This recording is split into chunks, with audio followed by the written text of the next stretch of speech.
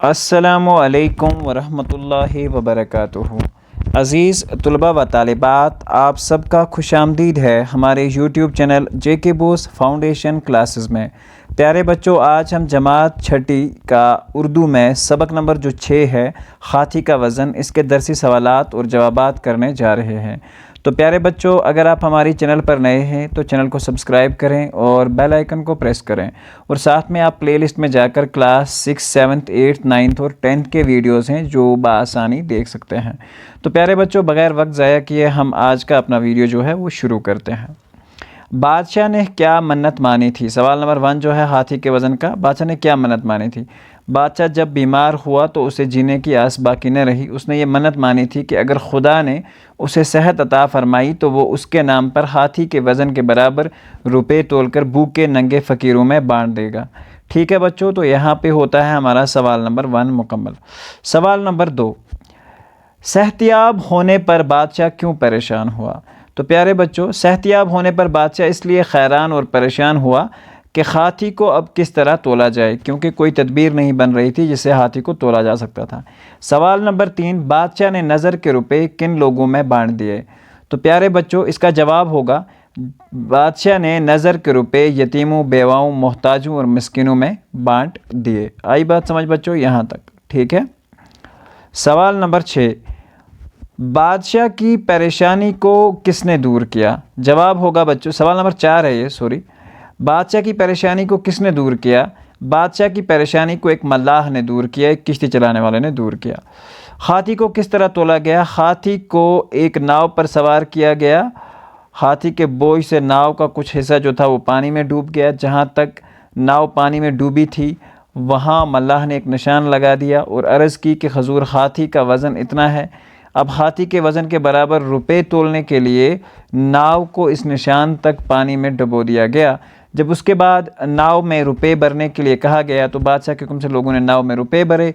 Now ہاتھی کے وزن کے برابر روپیوں کا وزن ہو گیا، تو وہ اسی نشان تک ڈوب گئی، پانی میں ڈوب گئی اور روپیوں کا وزن ہو گیا۔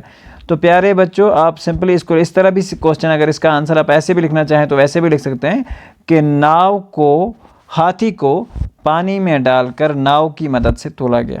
ٹھیک ہے بچوں، یہ آسان سا آنسر آپ لکھ سکتے ہیں۔ خالی جگہوں کو ان لفظوں سے پورا کیجیے۔ تو پیارے بچوں، ہم نے آلریڈی جو آپ کی خالی جگہ ہیں وہ آپ کے سامنے مینشن کر رکھی ہیں۔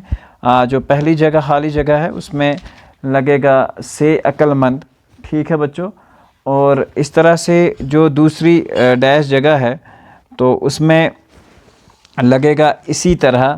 ٹھیک ہے بچوں، اور جو تیسری ڈیش جگہ ہے اس میں لگے گا خدا سے۔ ٹھیک ہے بچوں، فورتھ والی ڈیش جگہ میں آئے گا بادشاہ، پانچویں والی ڈیش جگہ میں آئے گا میں۔ ٹھیک ہے، تو چھٹی والی جو ہے اس میں آئے گا دولت مند۔ تو پیارے بچوں، میں آپ کو تھوڑا سا یہ پڑھ کے بھی بتا دیتا ہوں۔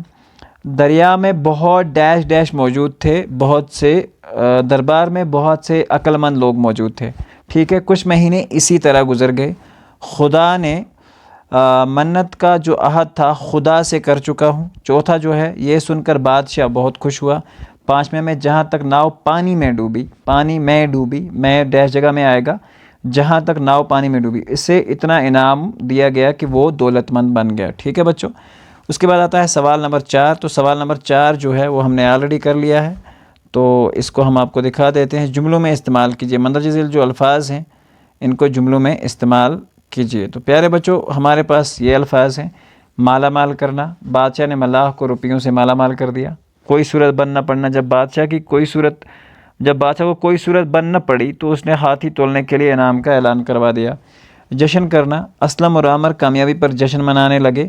عہد کرنا سے مراد ہوتا ہے بادشاہ نے عہد کر لیا تھا، سوا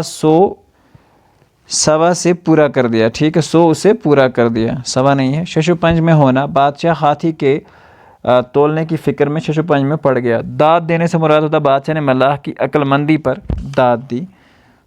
اس کے بعد ہے پیارے بچوں، مندرجہ ذیل الفاظ کو یاد رکھیے اور مفہوم دریافت ہے، یہاں پہ دریا ہو گیا، دریافت کیجیے۔ ہاتھی کے دانت دکھانے کے اور کھانے کے اور۔ ٹھیک ہے بچوں، مطلب اس کا یہ ہے دکھانے کی چیز اور ہوتی ہے اور کام میں لانے کی اور۔ دکھاوا اور چیز ہے برتاؤ، اور ہر چیز دنیا کے لوگ ظاہر میں کچھ باطن میں کچھ ہوتے ہیں۔ مطلب ہمارے پاس بہت سارے ایسے آدمی ہوتے ہیں جو دکھتے تو ہیں بڑے پیار کرنے والے، ٹھیک ہے، لیکن بعد میں وہ بہت ہی ظالم اور اللہ بچائے کہ بہت ہی برے لوگ ثابت ہوتے ہیں۔ وہی مطلب دکھنے میں الگ دکھے جو چیز، اور بعد میں اس کا جو صحیح مفہوم ہو وہ کچھ اور ہو۔ ہاتھی کے پاؤں میں سب کا پاؤں، اس سے مراد ہوتا ہے بڑے آدمی کے سب مطیع اور فرما بردار ہوتے ہیں۔ جو بڑا آدمی ہوتا ہے، امیر آدمی ہوتا ہے، سب لوگ اس کے پاؤں میں پاؤں رکھتے ہیں، اس کے سب تابع دار ہوتے ہیں۔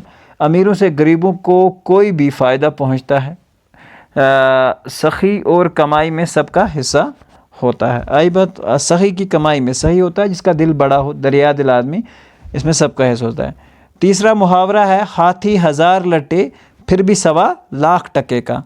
تو اس کا مطلب یہ ہوگا بچے، امیر کتنا ہی غریب ہو جائے مگر اس کی قدر ہمیشہ باقی رہتی ہے۔ تو پیارے بچوں، یہاں اس کے درسی لیسن کے جو سوالات ہیں وہ مکمل ہوتے ہیں۔ تو امید کرتے ہیں کہ آپ کو ہمارا کام اچھے سے پسند آ رہا ہوگا۔ پیارے بچوں، اگر کسی طرح کی بھی کوئی بھی پرابلم آپ کو دکھتی ہے تو پلیز ہمارے ساتھ شیئر کریں، کمنٹس میں ہم کو لکھیں، تاکہ ہم لوگ جو ہیں آپ کے لیے اچھے سے اچھے جو ویڈیوز ہیں وہ بنا سکیں۔ تو پیارے بچوں، ملتے ہیں انشاءاللہ ایک اگلے ویڈیو میں، جس میں ہم بات کریں گے آپ کی درس نصاب کے سبق نمبر 7 کے اوپر۔ تب تک کے لیے اللہ حافظ و نگہبان۔